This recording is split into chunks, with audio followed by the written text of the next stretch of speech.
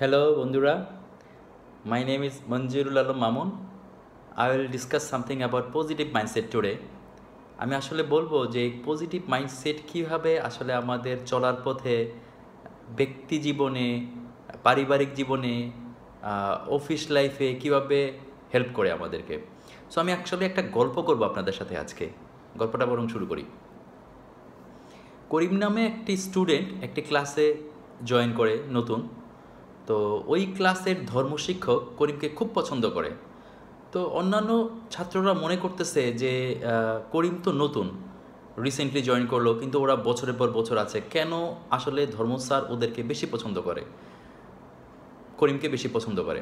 তো রহিম নামের একটি স্টুডেন্ট আরও কিছু স্টুডেন্ট নিয়ে ধর্ম স্যারের কাছে গেলেন এবং গিয়ে বললেন যে স্যার, আপনি কেন করিমকে বেশি পছন্দ করেন? আমাদের মধ্যে কি নাই যেটা করিমের মধ্যে আছে?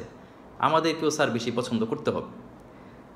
তো স্যার বলছে যে ঠিক আছে, তোমাদেরকে একটা ছোট কাজ দেই, যদি তোমরা এই কাজটা করতে পারো তাহলে আমি তোমাদেরকে অনেক পছন্দ করব।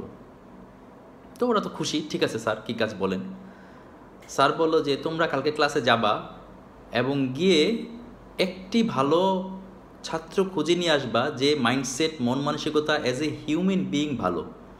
হ্যাঁ, ওরা তো খুব খুশি হয়ে গেল, এটা তো খুব সোজা কাজ, আমরা গিয়ে নিয়ে আসবো।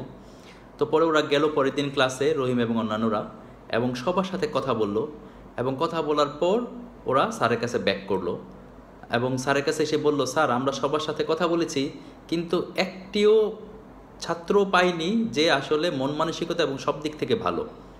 তো স্যার বলল ঠিক আছে, তো দাঁড়াও। ওদের সামনেই স্যার করিমকে ডাকলো। তো করিমকে বলল যে করিম, তুমি কালকে ক্লাসে যাও, সবার সাথে কথা বলো এবং একটি খারাপ ছাত্র নিয়ে আসো যে মন মানসিকতা হিসাবে খারাপ, মন মানসিকতার দিক থেকে খারাপ। তো রহিম এবং অন্যান্যরা একটু মনোকষ্ট পেল স্যারের প্রতি। স্যার, আমাদেরকে দিলেন আপনি ভালো খুঁজতে, আমরা গিয়ে পেলাম না, আমরা সব খারাপ পেলাম। তো এখন তো স্যার আপনি করিমকে খারাপটা আনতে বলতেছেন, তো ও তো সবাইকে নিয়ে আসতে পারবে, এটা তো ওর জন্য সহজ কাজ হয়ে গেল। স্যার বলল ঠিক আছে, তো দেরি করো, সহজ কাজটা দেখি আমরা ওরা কি করে। তো পরের দিন করিম সব ছাত্রদের সাথে কথা বলে স্যারের কাছে আসলো, সাথে রহিম এবং অন্যান্যরাও আসলো। তো করিম বলল যে স্যার আসলে আমি ব্যর্থ। তো কথাটা শোনার সাথে সাথে রহিম এবং অন্যান্যরা খুব খুশি যে ও ব্যর্থ। হ্যাঁ, তো স্যার বলল কি হয়েছে করিম? বললো স্যার আমি সবার সাথে কথা বলেছি এবং কথা বলে দেখলাম আসলে যে স্যার সবাই ভালো, আমি তো একটাও খারাপ নিয়ে আসতে পারলাম না। তখন স্যার বলল করিমকে ঠিক আছে তুমি যাও, আমি রহিম এবং অন্যান্যদের সাথে একটু কথা বলছি। তখন রহিমদের স্যার বলল যে দেখো, তোমাদেরকে আমি একটা ভালো ছাত্র খুঁজে বের করতে বলেছিলাম, তোমরা একটা ভালো ছাত্র খুঁজে পাওনি। আর করিমকে দেখো, ওকে বললাম যে একটা খারাপ ছাত্র নিয়ে আসো, আর ও একটা খারাপ ছাত্র খুঁজে পেল না, ও সবার মধ্যেই ভালো খুঁজে পেল। তো এখন বুঝেছো আমি কেন করিমকে বেশি পছন্দ করি।